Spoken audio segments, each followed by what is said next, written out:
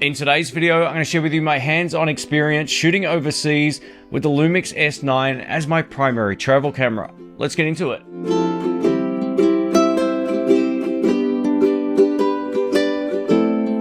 Welcome back, folks. My name's Shane. A couple of weeks ago, I got back from Hawaii. Look at this rock and tan. Almost. Anyway, if you haven't been to Hawaii, you know, the sad reality of it is you're not missing much. I'm just kidding. It's absolutely beautiful. It was my second time there. Last time I went to Hawaii, I took my GH5 Mark II.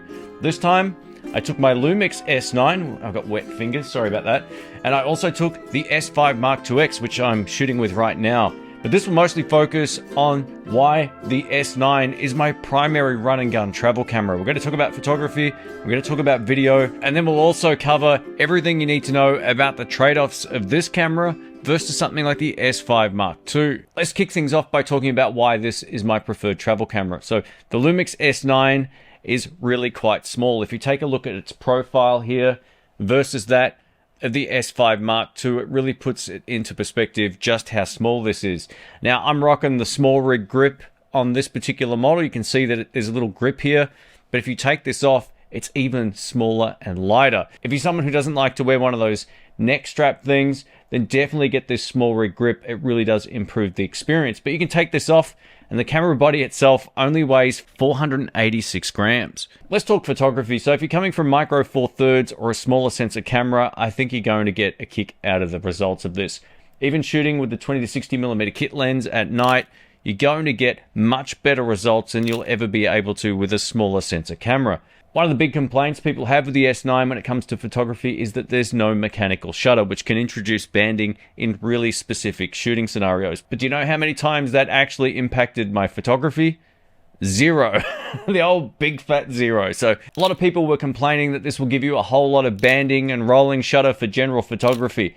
It's not the case whatsoever. I didn't see any of that in any of my travel shots. Sure, some of my travel shots probably suck, but in just day-to-day travel photography, this didn't let me down. There's two other things missing from this camera, and if these are deal breakers for you, get the S5 Mark II or any other number of cameras. So first up, there's no EVF. If you like to use an EVF, you're out of luck, and that can be a deal breaker for people, and I fully understand it. The second is that there's no hot shoe mount on the top of this camera, which means, one, it won't work with the DMW XLR adapter that I'm recording my voice right now through via my S5 Mark IIX, and it also won't work with the flash. If you need a travel camera that works with a flash, this isn't the choice for you.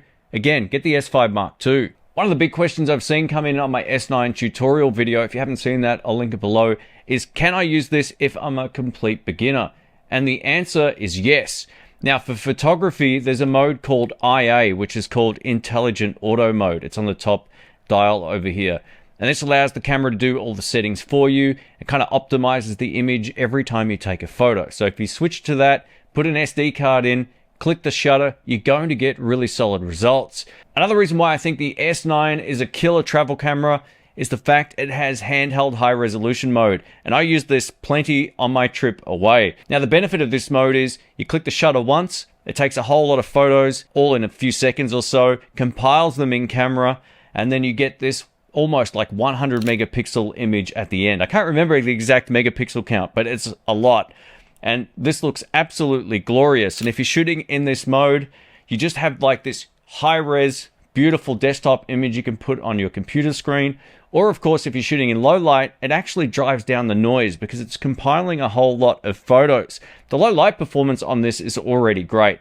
The full frame sensor, even with the kit lens, will give you excellent results, but shooting with handheld high resolution mode looks absolutely stunning. Another benefit to handheld high resolution mode, if there's a plane going by in the sky, it's smart enough to know and it makes it work. I don't know how this works, but they've done a really great job. If you're like me and you like to have the highest resolution scene of maybe a sunset, city, ocean, whatever, then definitely give handheld high resolution a go. The Lumix S9 also has access to real-time LUT, and there's a big old LUT button on the back of the camera here.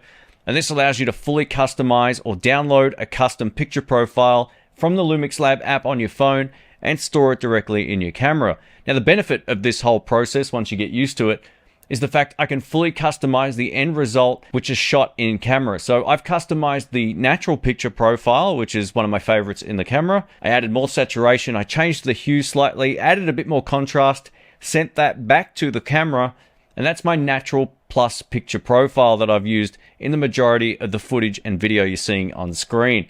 And this looks great, and it saves me doing the same edits in post every single time. I'm also using the exact profile here in the studio, shooting with my Lumix S9 Mark IIX, so I don't have to do anything with this in post. I record it, I put it into the computer, and I'm done. The Lumix S9 also has a whole bunch of really great picture profiles built in, so if you don't want to use the app, you don't have to.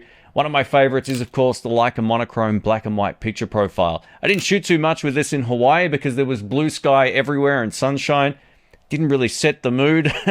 If you're shooting street photography in an urban scene, give the Leica monochrome profile a go. It's one of the most popular. Other photography modes include self-timer, time-lapse animation. We've got the handheld high-resolution mode, burst mode, which actually works great. The autofocus in continuous mode works really well. And we've also got our single shot mode. Like most cameras, we've got an assortment of different aspect ratios, including 4:3, 3:2, 16:9, which is this weirdo's favorite right here, 1:1, which is square, 65:24, and 2:1. I need to try that 65:24. It's one I've never tested, but it's definitely in there. Check it out. Hybrid zoom's one of the main reasons why this camera and this 20-60mm lens is my main travel setup. And the reason why is hybrid zoom allows you to punch in further than the 60mm reach on this 20-60. It does this digitally on the sensor. We get a 6K sensor, and as we punch in, it's actually going to zoom in further without a loss of resolution, which is killer. And again, this works great for both video and photos. Now let's cover some of the video features as I get my caffeine out of the shot here. So this allows us to get excellent image quality. We get 14 plus stops of dynamic range, and we've got the same sensor in this that you'll find in the S9 Mark II and X.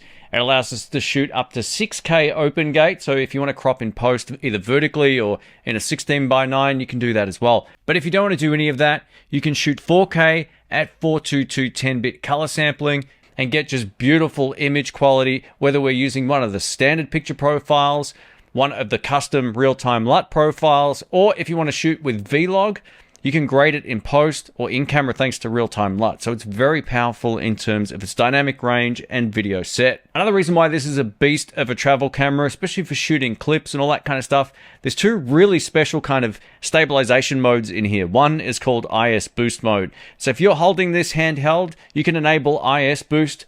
I usually map it to the return key on the back of the camera, and it looks like the camera's on a tripod. If you haven't used this before, it's awesome. It goes back to, I think, the GH5, which had the same sort of functionality, but this actually has better stabilization than the Micro Four Thirds cameras back in the day. This also now has E-Stabilization, which allows the camera to almost look like it's on a gimbal when you're walking with it.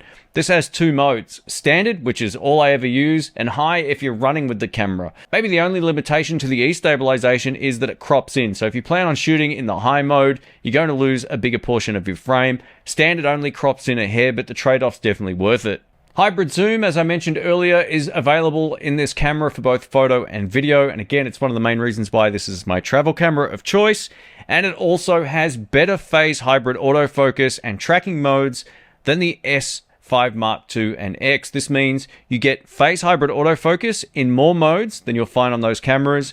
And it also has more or enhanced tracking modes over the older generation of cameras. Now, I've got my fingers crossed that Panasonic will upgrade the S9 Mark II and X with the same autofocus features found in the S9, because essentially it's the same camera, but it hasn't come yet, so unfortunately I'm starting to lose hope. But as of right now, in the full frame line, this has the best autofocus. If you plan on doing any type of low light videography, this camera is just absolutely stunning in low light. Even with this kit lens, this f3.5 to 5.6, you're going to get really great results. Another reason you'll love this camera, if you've got more of a pro video background, we get waveform, vector scope tools, shutter angle. There's also 3 framing markers. So if you're shooting in 6K open gate using the full sensor, you can preview 3 different aspect ratios on the LCD screen. Again, this kind of separates it from the S9 Mark II. When it comes to shooting video, there's 2 main considerations with this. The first one is if you shoot 4K 50 or 60 frames per second, it will give you an APS-C crop. So you get that 1.5 times crop. I used 4K 60 a lot while I was away, whether I was shooting in the S&Q mode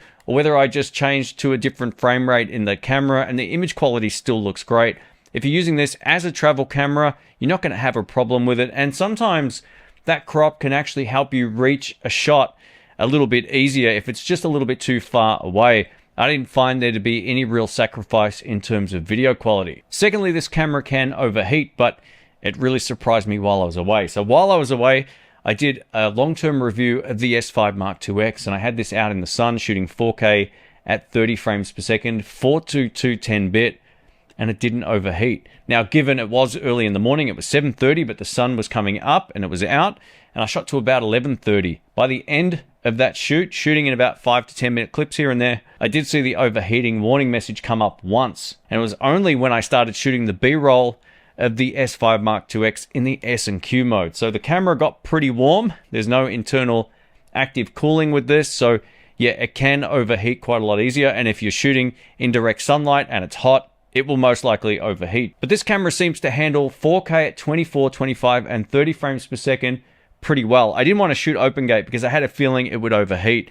In the studio, I've tested this as well, and I can let this run basically as long as I like, shooting 4K at 25 frames per second here in Australia. And I also noticed shooting 4K at 30 frames per second in the US, this was very reliable. At the end of the day, if you plan on just using this as a hybrid camera for general purpose photography and video, I don't think this is going to overheat on you unless it's cooking in direct sunlight or you're shooting a lot of S&Q mode. I also wanted to talk about which lens you should buy for the S9 if you're thinking about getting one of these. Now, everyone's situation is different, but just as a general purpose photography and video lens, you can't go too far wrong with what was the kit lens. This is the 20 to 60mm f3.5 to 5.6.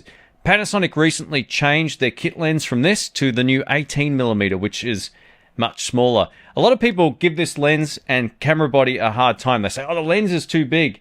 I'm going to show you something really quickly. So this is the 20 to 60, and this is the Micro Four Thirds 12 to 35mm f2.8. And as you can see, there's not much in it. Sure, the diameter of these lenses will be different, but it's full frame versus Micro Four Thirds. I don't think it's that big. It's definitely not heavy, there's low focus breathing, and optically, I really like it. If you pair the S9 with this small rig grip and this lens, it actually feels great. I don't find this combination too big or too heavy at all, and it's what I used for 90% of the time, unless I was filming a talk to camera piece where I would use one of the primes. All right, let us know what you think of this video. I hope it's been helpful. If you have any questions or comments, please leave them below. Leave a thumbs up, don't forget to subscribe and click the bell. I have plenty of other videos coming up. This is such a great travel camera. I hope it answered all of your questions, and if you choose to pick one of these up, I'll link it down in the description box below. Thanks again for watching. My name's Shane. I will catch you on the next one. See ya.